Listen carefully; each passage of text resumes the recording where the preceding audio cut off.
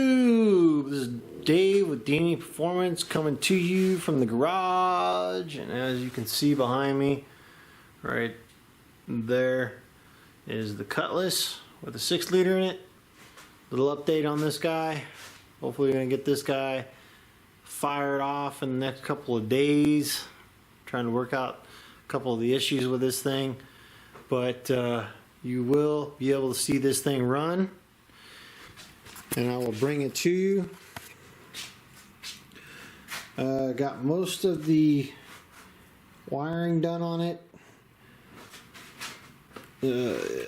Working on the exhaust, the headers that we had didn't fit, so we're just going to run with the truck manifolds right now till, you know, just to get it fired off, and later on we'll do headers on it, but just for right now, just to get it up and going, you're going to use the truck manifolds.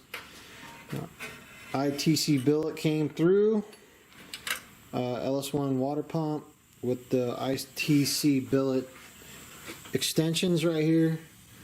If you can see down there, those guys, ICT billet provided us the extensions so that we can bring the Ls1 pump out to meet the truck dampener.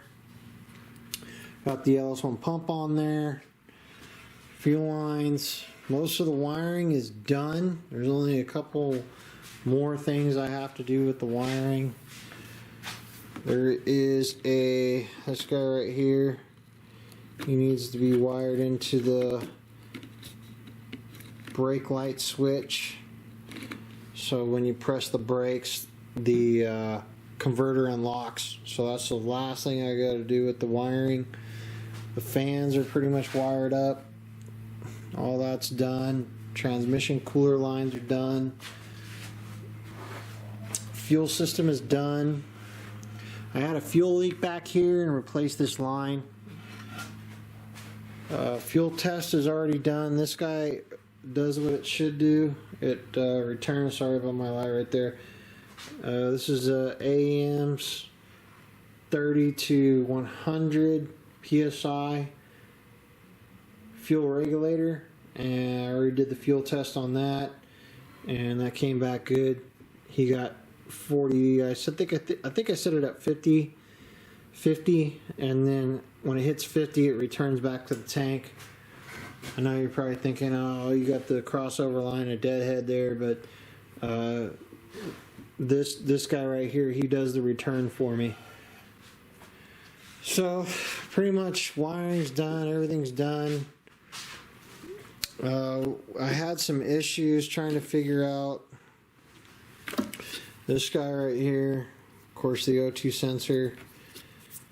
This is the O2 sensor, is this flat 4 connection. I was trying to figure this out, and I was calling around, and finally just came to the conclusion to start doing parts number research, and